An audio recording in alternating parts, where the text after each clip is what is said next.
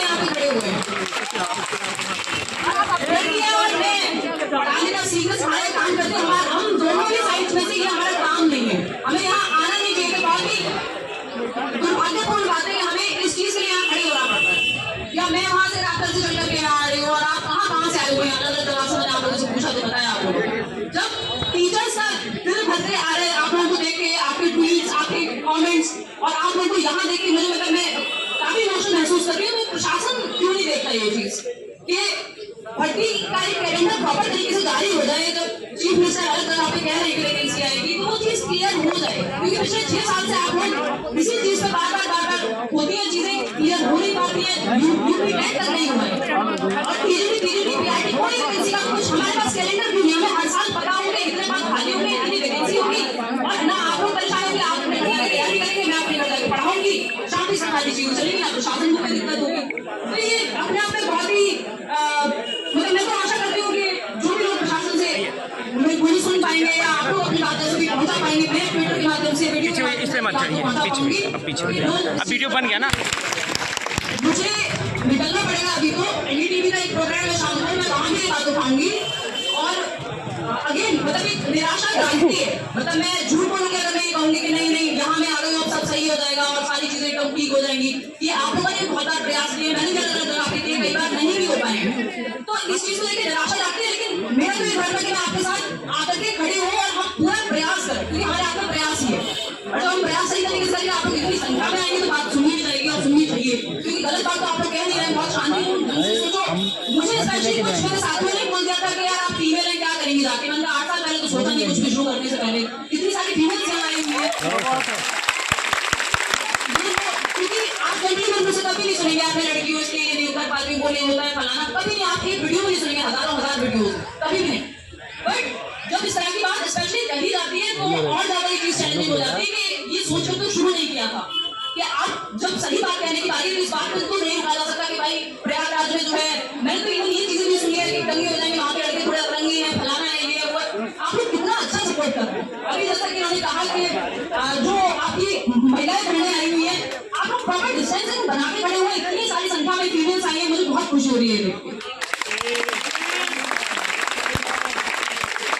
प्रशासन को ये बात सुननी चाहिए, हम ट्विटर के माध्यम से भी अपनी बात पहुंचाएंगे, क्योंकि अपनी बात कहना और सही बात कहना तो कुछ गलत चीज होती नहीं है। ज्ञापन आप दे चुके हैं, फिर भी कोई एक लिखित में या एक ऑफिशियली कोई भी एक स्टेटमेंट इस तरह का नहीं है जिससे सबर आ जाए आप लोगों को भी और हमें भी कि आप भी अपने घर जाएं, हम भी शांति से बैठ के पढ़ाएं और आप पढ़ें। तो उम्मीद तो यही है कि प्रशासन सुनेगा इस चीज को। सोशल मीडिया के माध्यम से यहाँ पर ऑफिस के बाहर हम लोग हैं, तो सेवा आयोग को भी सुनना चाहिए और आगे जल्दी से जल्दी प्रक्रिया हो। धन्यवाद।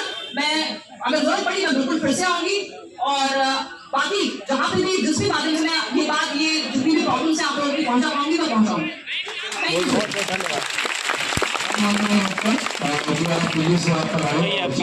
काम किया है और साथियों ने हमारे साथी है इटावा की धरती से, एक कन्नौज की धरती से है। हम हमारे तमाम इतने ऐसे साथी हैं जो जिनको लेकर के हमने लगातार आंदोलन किया है और कितनी बार जेल जाने का काम किया है। तो साथियों ये लड़ाई हमारी अब निर्णायक लड़ाई तक पहुंची है, क्योंकि साथियों जितनी बार हम लोग आंदोलन करते हैं उतनी बार हम लोगों को सिर्फ और सिर्फ आश्वासन मिला है।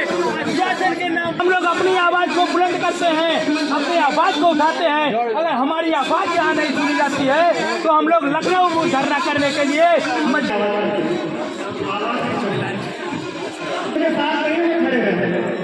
तो आप सब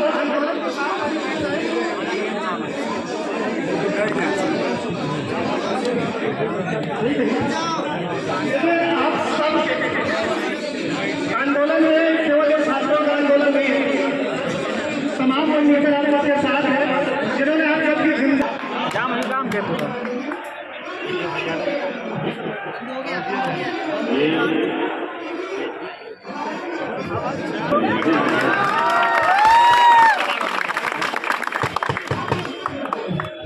देखिए आगे से पीछे तक सभी लोग जो है एक ही लक्ष्य के लिए इकट्ठे हुए हैं और सभी शिक्षक साथी जितने भी सदस्य हैं इस ऊर्जा को बनाए रखें। इस ऊर्जा को इसलिए बनाए रखें कि कोई छोटी लड़ाई नहीं है।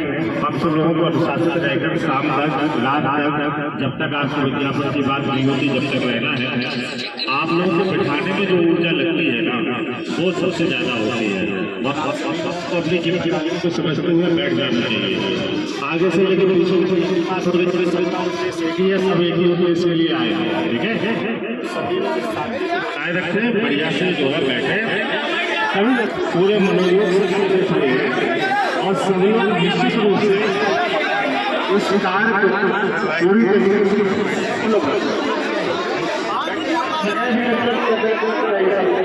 बेरोजगारी को दूर करना, शिक्षक भर्ती का बड़ी संख्या में विज्ञापन निकलवाना, सरकार शिक्षक भर्ती दे, अपनी चीजों को स्पष्ट करे और जो परीक्षाओं को नियमित करे, हर साल वैकेंसी की व्यवस्था करें, जिससे कि जो बेरोजगारी का दर्द हम लोग झेल रहे हैं कायदे से हम लोगों को इन मांगों के लिए हाई का नहीं होना चाहिए, बल्कि ये मांगे स्वयं सरकार की तरफ से आनी ही चाहिए।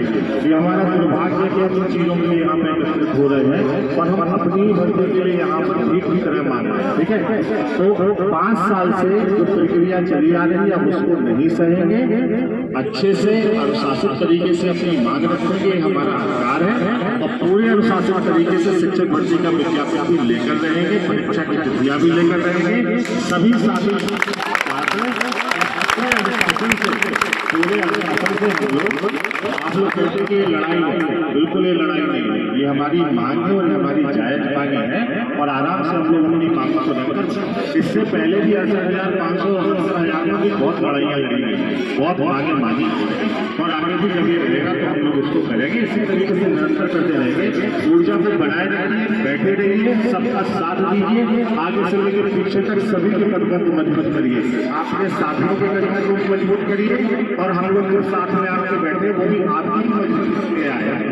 बढ़िया से शांतिपूर्वक तरीके से हम लोग उसको करते हैं।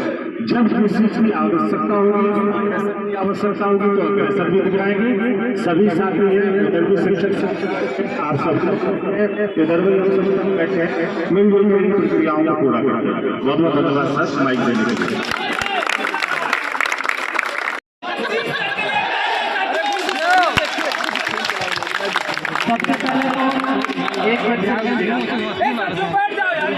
सबसे पहले तो मैं नमन करता हूँ ऐसे सपूतों को जिन्होंने 6 साल से लड़ाई लड़ी और आज भी रगों में बसी हुआ।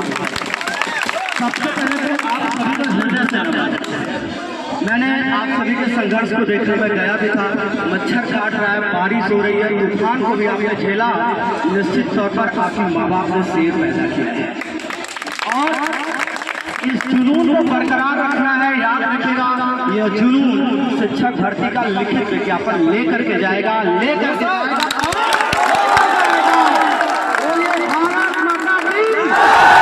शिक्षक भर्ती, शिक्षक भर्ती।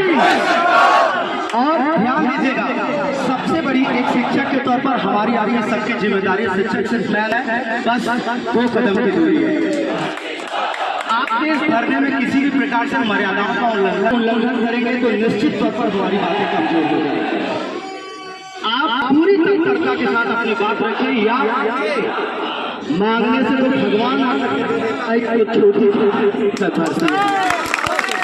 बहुत बहुत आभार सर।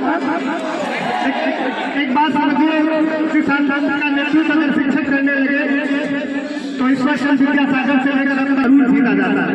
आप सबके बीच में आप सबके बहुत चाहते आप इस प्रयास को नमन करता हूँ और एक लाइन सुनाना चाहूँगा।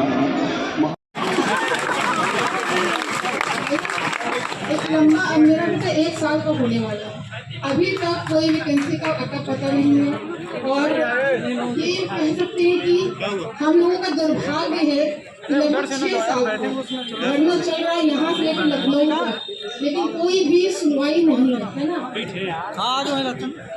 मैं चाहती हूँ कि भाई सरकार से निवेदन है कि भर्ती प्रक्रिया जल्दी ही पूरी कराए और भविष्य में हम लोगों को इस तरह की मतलब कह सकते हैं कि धरना पे आना न पड़े तो धरना करना पड़े।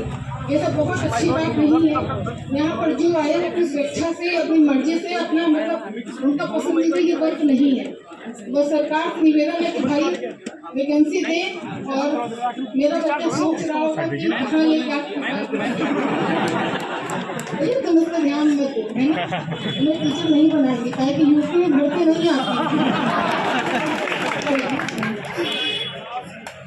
धन्यवाद मैम का। मैं चाहता हूँ यहाँ पे 2 माइक है तो एक